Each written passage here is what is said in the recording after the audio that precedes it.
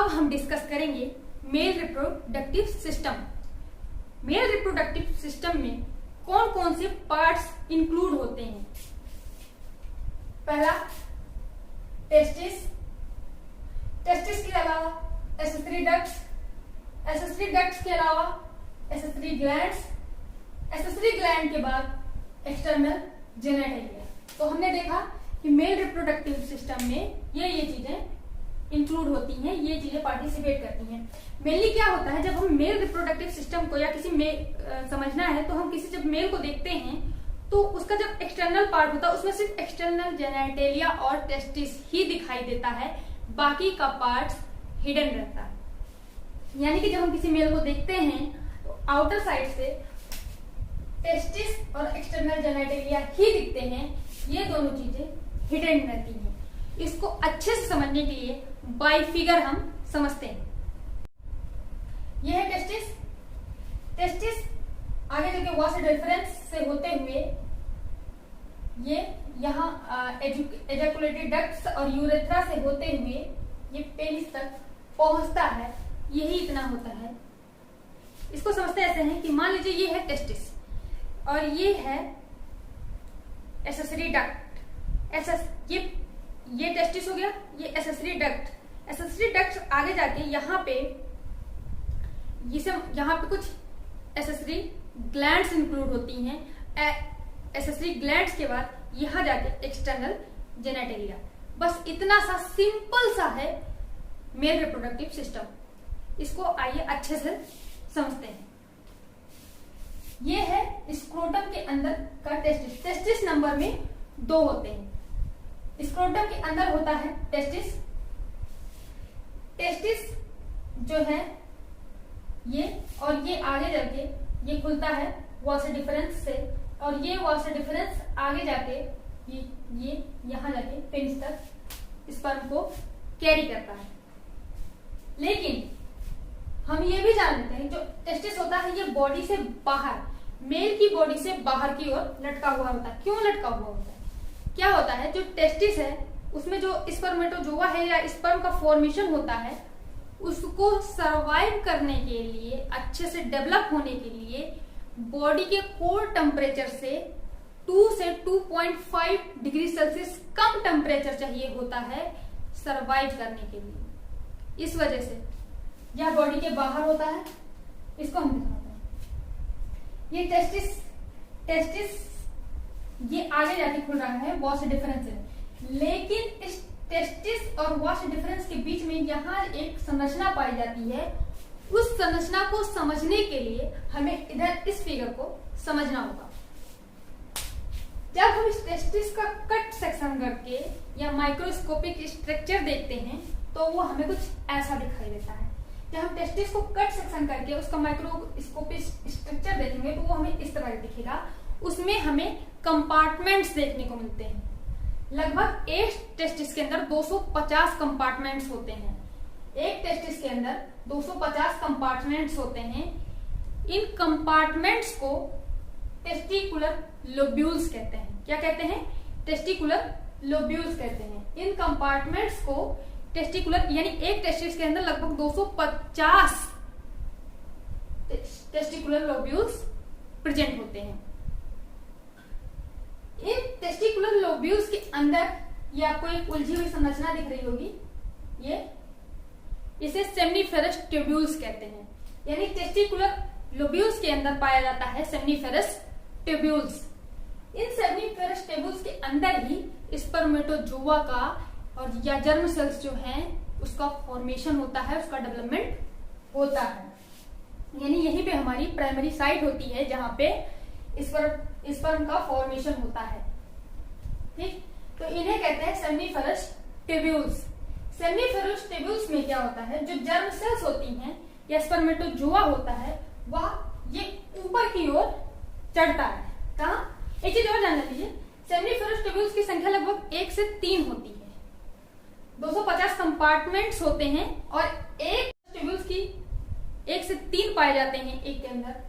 तो लगभग 250 के अंदर 3 करते हुए कितना हो गया? तो अगर 3 से इसको हम गुना करेंगे तो लगभग 750 सेमनीफेरस ट्यूब्यूल्स प्रेजेंट होती हैं एक एक टेस्टिकुलर लोब्यूल्स के अंदर, यानी 250 कंपार्टमेंट्स में लगभग 750 सेमनीफेरस टेब्यूल्स पाई जाती हैं। सेमनीफेरस टेब्यूल्स से जो प्राइमरी साइट है, यहाँ पे स्पर्म का फॉर्मेशन होता है या जर्म सेल का फॉर्मेशन होता है। यहाँ से फॉर्मेशन होने के बाद जो हमारा स्पर्मेटोजोआ होता है, यहाँ ऊपर की ओर चढ़ता है, ये ऊपर की ओर चढ़ता है, ये हम देख पा रहे हैं। ये सेमनीफेरस टेब्यूल्स है, इसके अंदर स्पर्म का फॉर्मेशन हुआ, ये उलझी हुई संरचना। इसके बाद स्पर्म ऊपर की ओर चढ़ता है और ये पहुंचता है रेटेड टेस्टिस में। कहा? Rated testis.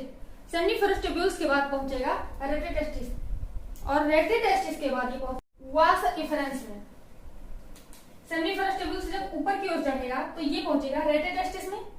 रेटेड टेस्टिस से जब ये और आगे बढ़ेगा तो ये पहुंचेगा वास इफरेंस में। एक बात और जान लीजिए, जो ये वास इफरेंस होता है, यहाँ इसका ये जो बाउंड्री लाइन है, इसके अंदर तक का पार्ट जो होता है वो टेस्टिस के अंदर होता है, वो इंटरनल पार्ट होता है टेस्टिस का। तो सेमनीफेरस टेब्यूल्स से पहुंचेगा रेटेड टेस्टिस में। रेटेड टेस्टिस आगे जाके वास इफरेंस में खुलती है। वास इफरेंस से ये पहुंचेगा एपिडिडायमिस में। कहाँ पहुंचेगा? एपिडिडायमिस में। वास इफरेंस से पहुंचा एपिडिडायमिस में और एपिडिडायमिस में पहुंचने के बाद ये जाके एपिडिडायमिस आगे खुलती है वास डिफरेंस में। वास डिफरेंस में जब ये खुलेगी तो ये है वास डिफरेंस, यानी कि इतना जो प्रोसीजर था, जो फंक्शन था, वो टेस्टिस के अंदर हुआ। अब जब स्पर्म वास डिफरेंस में पहुंचेगा तो ये है वास डिफरेंस, ये है वास डिफरेंस। तो यहाँ टेस्टिस के बाद ये पहुंचेगा वास डिफरेंस में। वास डिफरेंस जो है वह स्पर्म को कैरी करेगा या फिर स्पर्मेटोजोआ को कैरी करेगा और ये कैरी करते हुए आगे जाएगा और ये यूरिनरी ब्लैडर के ऊपर एक कर्व बनाता हुआ आएगा, उसके यूरिनरी ब्लैडर के पीछे और जुड़ेगा सेमाइनल वेसिकल से। वेसिकल आगे जुड़कर एक संरचना बनाएंगे जिसे हम इजैकुलेटरी डक्ट बोल सकते हैं, यानी कि वास डिफरेंस और सेमाइनल वेसिकल्स के मिलने से जो एक फॉर्मेशन हो रहा है उसे इजैकुलेटरी डक्ट कहते हैं। इजैकुलेटरी डक्ट आगे चल के यूरेथ्रा में खुलता है और यह स्पर्म आगे की ओर चलता हुआ पहुंचता है ग्लैंस पेनिस में। ग्लैंस पेनिस जो है, ये ग्लैंस पेनिस है, यह एक तरह की स्किन से कवर रहती है जिसे हम फोर स्किन कहते हैं। एक बार और जान लीजिए, पहुंचेगा यूरेथ्रा में। यूरेथ्रा से स्पर्म कैरी करता हुआ आगे की ओर जाएगा। इसके बीच में यहाँ प्रेजेंट होती है दूसरी ग्लैंड जिसे हम प्रोस्टेट ग्लैंड कहते हैं। प्रोस्टेट ग्लैंड जो है एक तरह का फ्लूइड डिस्चार्ज करती है, पहले भी बता चुके हैं, पढ़ चुके हैं हम लोग। प्रोस्टेट ग्लैंड जो है वह आगे जो है हम स्पर्म को कैरी करने के लिए आगे की ओर ट्रांसपोर्ट का काम करती है, नरिशमेंट प्रोवाइड करने का काम करती है। सेमाइनल वेसिकल और prostate gland. Prostate gland number में 1 होती है, सेमाइनल वेसिकल ग्लैंड नंबर में 2 होती है। यहीं पर एक छोटा सा ग्लैंड और प्रेजेंट होता है जिसे हम बल्बो यूरेथ्रल ग्लैंड कहते हैं। इसका फंक्शन बहुत छोटा सा होता है, यह भी एक तरह का फ्लूइड डिस्चार्ज करता है जो कि क्वाइटस एक्टिविटी में हेल्प करता है, मेल फीमेल की क्वाइटस एक्टिविटी में हेल्प करता है। तो जो एक लुब्रिकेंट का काम करता है तो वो यही होता है। तो इनका सारा का कॉम्बिनेशन स्पर्म में मिल जाता है और स्पर्म आगे बढ़ता हुआ पहुंचता है पेनिस तक। यहाँ पेनिस जो है जिस स्किन से कवर रहती है आगे चलते उसे हम फोर स्किन कहते हैं। फोर स्किन जो है उसे प्रोटेक्ट करती है पेनिस को। उसके बाद ये आगे चल के एक्सक्रीट होता है फीमेल के जेनिटल ट्रैक्ट। एक चीज और जान लीजिए, यहाँ स्पर्म और का जो हमने पढ़ा था कि स्पर्म आगे चलता है, यहाँ से इसका फॉर्मेशन होता है। तो फॉर्मेशन जहाँ पे हो रहा था हम वहां चलते हैं, यानी कि सेमनीफेरस ट्रैक्ट में। ये जो सेमनीफेरस ट्रैक्ट है, अगर हम इसको अच्छे से कट करके इसका माइक्रोस्कोपिक स्ट्रक्चर देखें तो ये कुछ लगभग इस तरह से दिखाई देता है। इस सेमनीफेरस के अंदर ये होता है, ये ऐसे दिखाई देता है। तो इसमें जो ये ब्लैक कलर से आप देख पा रहे हैं, या जर्म सेल्स है, मेल जर्म सेल्स हैं, इसको हम स्पर्मेटोजोआ कह सकते हैं कि यहीं से स्पर्मेटोजोआ का फॉर्मेशन होता है, यानी एक प्राइमरी साइट होती है। और उसके साथ आप देख पा रहे हो कि यहाँ पे एक ब्लू कलर की ये थोड़ी बड़ी संरचना है, इसे हम सर्टोलाइज सेल्स कहते हैं। कि सर्टोलाइज सेल्स जो होती हैं वह इन जर्म सेल्स को न्यूट्रिशन प्रोवाइड करने का काम करती हैं।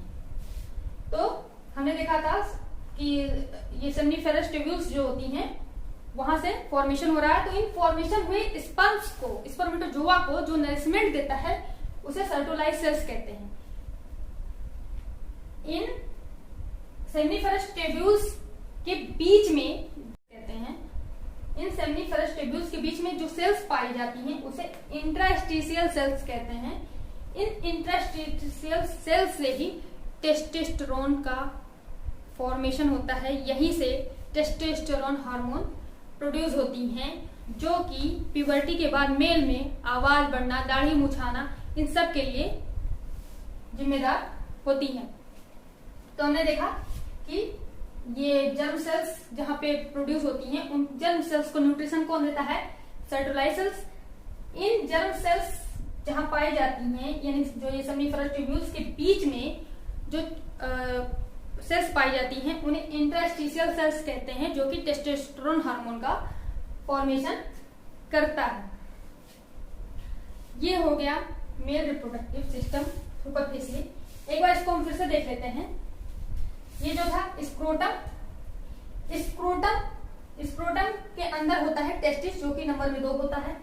टेस्टिस जिसकी लेंथ लगभग 4 से 5 सेंटीमीटर होती है, जिसकी चौड़ाई लगभग 2 से 3 सेंटीमीटर होती है, और टेस्टिस लगभग 14 ग्राम तक का होता है। इन टेस्टिस का जब हम कट सेक्शन करके देखते हैं तो इसमें टेस्टिकुलर लोब्यूल्स पाए जाते हैं। वो कंपार्टमेंट्स की तरह रहते हैं। लगभग एक टेस्टिस के अंदर 250 कंपार्टमेंट्स प्रेजेंट होती हैं, जिन्हें हम टेस्टिकुलर लोब्यूल्स कहते हैं। इन टेस्टिकुलर लोब्यूल्स के अंदर सेमनीफेरस ट्यूब्यूल्स पाए जाते हैं, और सेमनीफेरस ट्यूब्यूल्स लगभग 1 से 3 नंबर तक के होते हैं, यानी कि एक टेस्टिस के अंदर लगभग 750 सेमनीफेरस ट्यूब्यूल्स प्रेजेंट होते हैं। ये सेमनीफेरस ट्यूब्यूल्स आगे जो होते हैं, इनके अंदर जर्म सेल का फॉर्मेशन होता है, यानी कि यहीं से स्पर्मेटोजोआ का फॉर्मेशन होता है, स्पर्मेटोजोआ प्रोड्यूस होता है। तो सेमनीफेरस ट्यूब्यूल्स के अंदर जो पाई जाती हैं जर्म सेल्स और सर्टोलाइज सेल्स। जर्म सेल्स स्पर्मेटोजोआ बनाती हैं, और ये सर्टोलाइज सेल्स इन जर्म सेल्स को या स्पर्मेटोजोआ को नरिशमेंट देने का काम करता है, या नरिशमेंट प्रोवाइड करता है। ठीक, क्लियर? तो हमने देखा टेस्टिकुलर लोब्यूल्स के अंदर पाया गया सेमनीफेरस ट्यूब्यूल्स। अब इस सेमनीफेरस ट्यूब्यूल्स के आगे देखते हैं। सेमनीफेरस ट्यूब्यूल्स आगे जाके खुला रेटेड टेस्टिस में। मैंने बताया था सेमनीफेरस ट्यूब्यूल्स आगे जाके खुलता है रेटेड टेस्टिस में, और रेटेड टेस्टिस आगे जाके खुलता है वास डिफरेंस में। तो सेमनीफेरस ट्यूब्यूल्स आगे जाके कहां ओपन हुआ? रेटेड टेस्टिस में। रेटेड टेस्टिस से वास डिफरेंस में खुलता है। वास डिफरेंस जो है वो आगे जाके एपिडिडायमिस में खुलता है। एपिडिडायमिस जो है आगे जाके वास डिफरेंस, ये वास डिफरेंस में खुलता है। ये वास डिफरेंस आगे चलकर सेमाइनल वेसिकल से जाके जुड़ता है। तो वास डिफरेंस सेमाइनल वेसिकल जहां जुड़ते हैं वहां पे जो एजाकुलेटरी डक्ट का फॉर्मेशन होता है, यानी वास डिफरेंस और सेमाइनल वेसिकल्स ने मिलकर एजाकुलेटरी डक्ट का फॉर्मेशन किया। इस एजाकुलेटरी डक्ट से होते हुए स्पर्मेटोजोआ, यहाँ पे कुछ ग्लैंड्स भी, एसेसरी ग्लैंड्स भी पाई जाती हैं। कौन कौन सी? 3 ग्लैंड्स थी। सेमाइनल वेसिकल ग्लैंड्स जो नंबर में 2 होती हैं, प्रोस्टेट ग्लैंड जो नंबर में 1 होती है, और बल्बो यूरेथ्रल ग्लैंड जो कि नंबर में 2 होती हैं। तो ये 3 ग्लैंड्स यहाँ पे पाई जाती हैं। तो एजाकुलेटरी डक्ट्स जो है यहाँ पे सारा कंट्रीब्यूशन करने के बाद यूरेथ्रा में पहुंचता है, और यूरेथ्रा के थ्रू होते हुए वो पेनिस से होते हुए एक्सक्रीट हो जाता है। ये रहा एक overall view male reproductive system का। आई होप आपको ये वीडियो समझ में आई होगी। इसको आगे कंटिन्यू हम रखेंगे। आपको अगर इसमें कोई भी डाउट है तो आप कमेंट सेक्शन में कमेंट करके पूछ सकते हैं, आपके सारे डाउट्स क्लियर किए जाएंगे। और साथ ही अगर आप इस चैनल पर नए हैं तो प्लीज चैनल को सब्सक्राइब कर दीजिएगा, और इस वीडियो को ज्यादा से ज्यादा शेयर कीजिएगा, ताकि और भी बच्चे इस एजुकेशनल प्लेटफॉर्म से जुड़ पाए। Thank you so much.